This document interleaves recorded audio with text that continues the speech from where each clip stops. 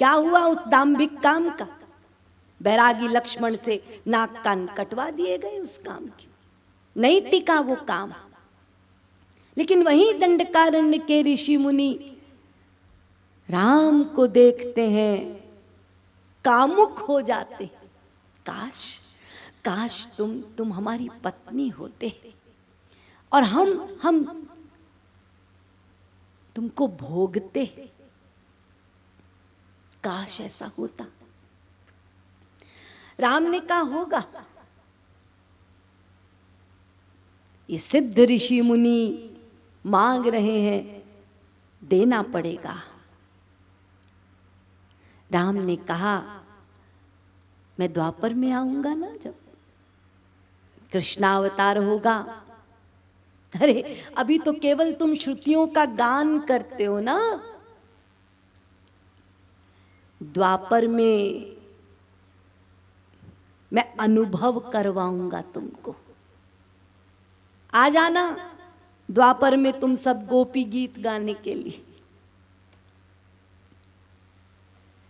तो ये जो गोपी गीत गा रही हैं, ब्रज की ब्रजांगनाएं, इनको कोई साधारण स्त्री मत समझिए। ये साधारण महिलाएं नहीं हैं। अरे ये सिद्ध दंडकारण्य के ऋषि मुनि परमहंस महिलाएं बन गई। ये असाधारण है। ये ऋषि मुनियों का गान है गोपी गीत। साधन सिद्धा, नित्य सिद्धा, श्रुति रूपा, प्रकीर्णा, इन सब गोपियों का ये गान है, ये सिद्ध गान है। इसीलिए सुखदेव परीक्षित से कहते हैं कि गोपियों के प्रति ये भाव कभी भी हृदय में ना लाना कि उनमें काम भाव था, वो काम से परे थी। तदर्थ विनिर्मिता सर्व कामा, समस्त कामनाओं से मुक्त थी।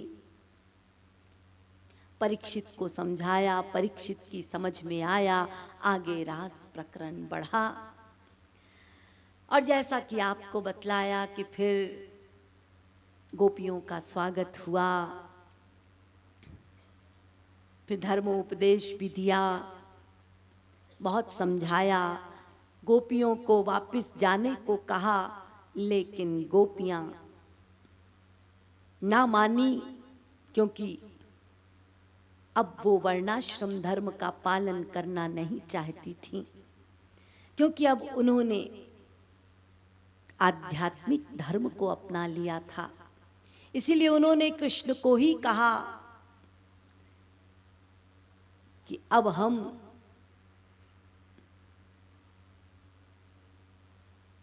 तुम्ही को अपना सर्वस्व मानती हैं, मोरे सब ही एक तुम स्वामी, जैसे लक्ष्मण ने कहा था।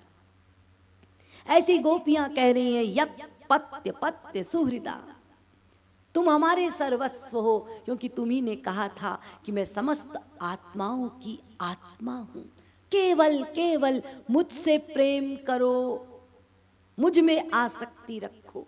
आज हम ये संसारी समस्त आसक्तियों को त्याग कर एकमात्र अपनी आत्मा को तुम्हारे चरणों में समर्पित करने आई हैं। तुम्ही से हमारे सारे नाते हैं। और फिर अंत में गोपियों ने कहा कि बताओ ना कृष्ण, ऐसी कोई स्त्री, ऐसा कोई पुरुष, ऐसा कोई महान उमा रमा ब्रह्माणी, दुर्गा काली, भद्रकाली, कपालिनी, दया आदि कोई ऐसी हैं जो तुम्हारी मुरली ध्वनि को सुन ले, तुम्हारा दर्शन कर ले और उन्हें संसार में रहने की कामना हो? किसी स्त्री को, किसी पुरुष को संसारी इच्छा हो, ये हो सकता है? अरे हमारी तो छोड़ो, यदि पशु भी तुम्हारी मुरली ध्वनि सुन लेंगे ना, हमारी क्या बात है। ये वृक्ष आदि भी रोमांचित हो जाते हैं तुम्हारी मुरली से। इसलिए हे गोपाल, अब हमें लौटने को मत कहो। अब तुम हारे, हम जीते। बोलो हारे ना। कृष्ण मुस्कुराए और रास प्रकरण प्रारंभ किया। फिर उन्हीं की बनाई योजना से गोपियों को मान भी हुआ। फिर गोपियों को त्याग कर श्री कृष्ण अंतर्ध्यान हो गए। गोपियां विलाप करने लगी। राधा के संग कृष्ण गए थे। फिर कुछ समय पश्चात राधा रानी ने सोचा मुझे गोपियों का साथ देना चाहिए, तो राधा रानी ने भी मान की एक्टिंग, अभिनय किया। कृष्ण वहां से भी अंतर्ध्यान हो गए। और उसके पश्चात रुरुदुः सुस्वरन राजन, कृष्ण दर्शन लालसा। बस उसके बाद ही गोपियां तड़पी हैं, रोई हैं। लेकिन इस श्लोक में देखिए, रुरुदुः सुस्वरन राजन, कृष्ण दर्शन लालसा। कृष्ण के दर्शन की प्रगाढ़ प्रबल लालसा से उन गोपियों ने गान किया। सुस्वरन, स्वर से गान किया। गान के पश्चात पुकारा और पुकारने के पश्चात विलाप किया। रुरुदुः, रोई। बस 3 चीजें हैं, गाना, पुकारना, रोना। आलाप, प्रलाप, विलाप। बस ये 3 ही किया है गोपियों ने, और ये 3 ही करना है। और इन तीनों की पूर्ण अवस्था है हरि दर्शन। गोपियों ने यही 3 किया, गाई, पुकारी, रोई।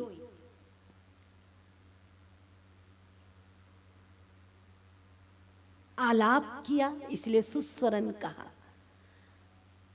फिर प्रलाप किया, पहले तो गाई, फिर हृदय से प्रलाप करती हुई गाई, यानी पुकारा।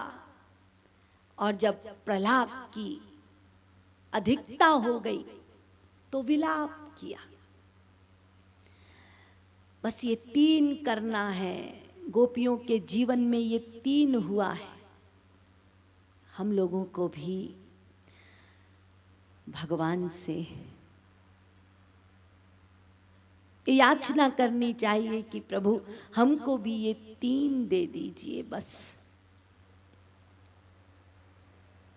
जिसके जीवन में ये 3 बातें घट गई, उसको निश्चित हरि मिलेंगे। उपक्रम है गायन और समापन है हरि दर्शन। उपसंहार है हरि दर्शन।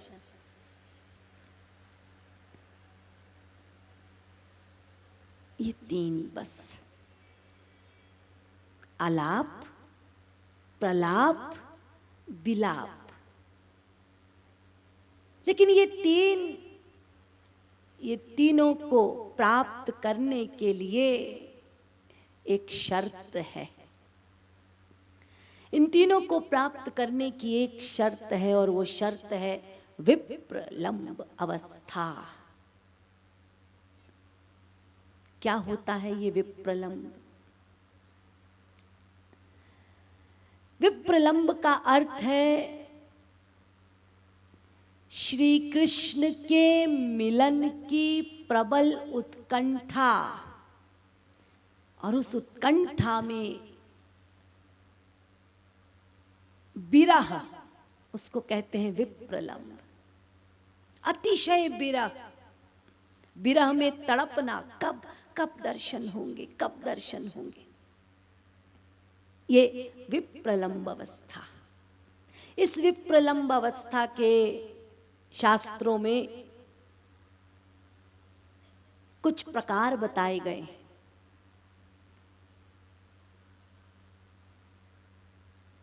पूर्व योग,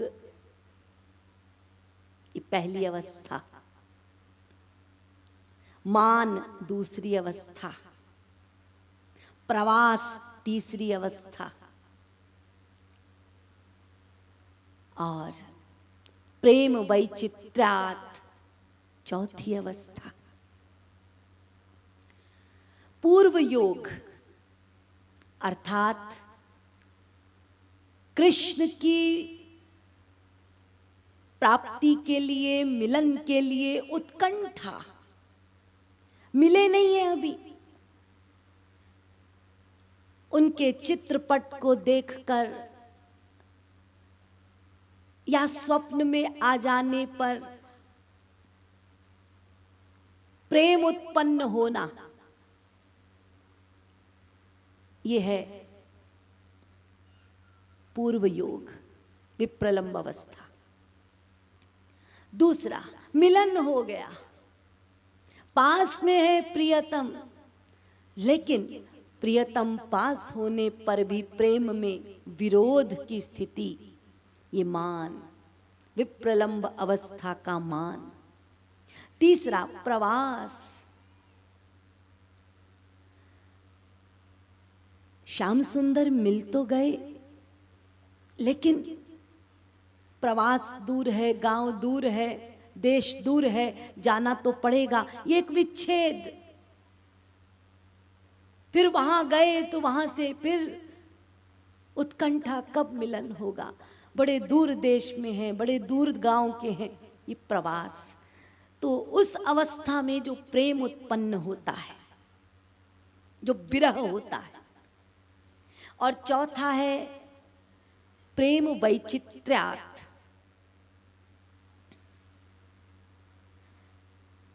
श्याम सुंदर पास में है, लेकिन उनके विच्छेद का भय है।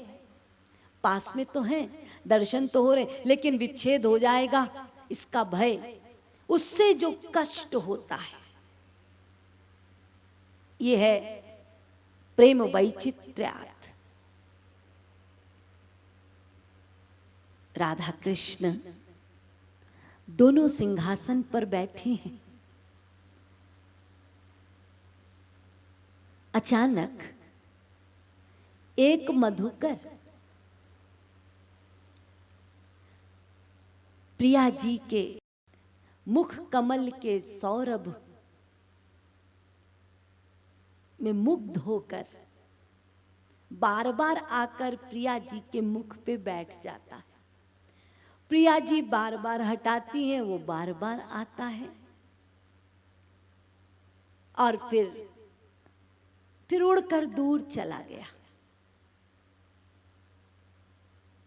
मधुमंगल पास में है, और मधुमंगल ने राधा रानी से कहा, हे राधे, मधुसूदन चला गया। यहां पर मधुमंगल, उस मधुकर जिसका नाम मधुसूदन है, उस भौरे का नाम, उसके विषय में कह रहे हैं कि वो मधुकर जो मधुसूदन है वो चला गया, अब वो तुम्हें तंग नहीं करेगा। और राधा रानी ने सोच लिया कि श्याम सुंदर चले गए, जबकि वहीं बैठे हैं, देख भी रही हैं,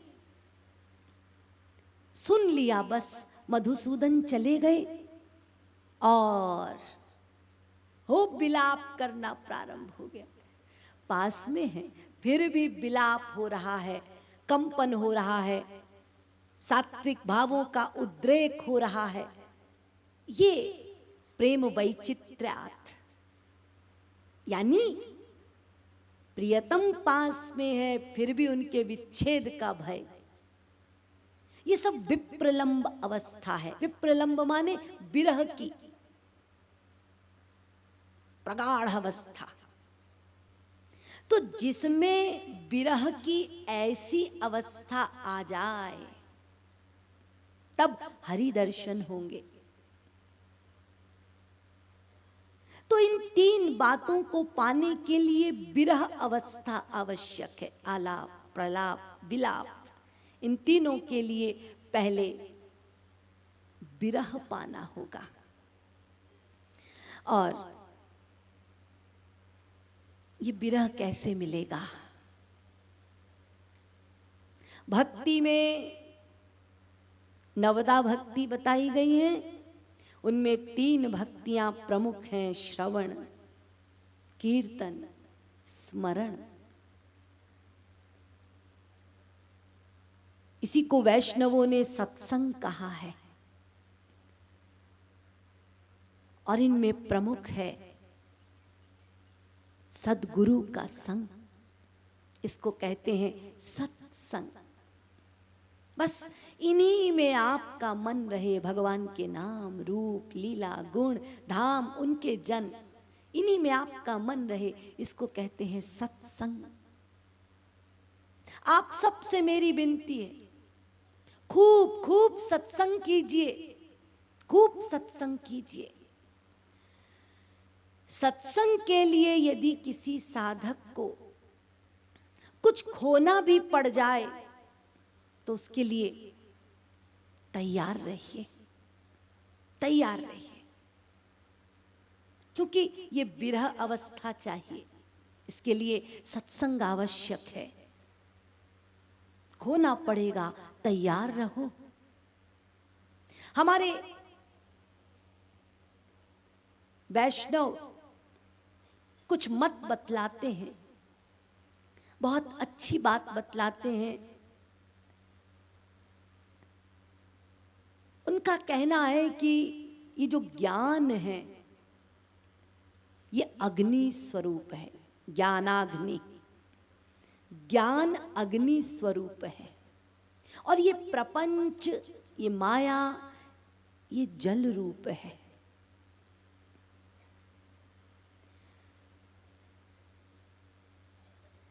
तो ये अग्नि को ये जल बुझा देता है। मेरी बातों को बहुत बहुत ध्यान से सुनिए।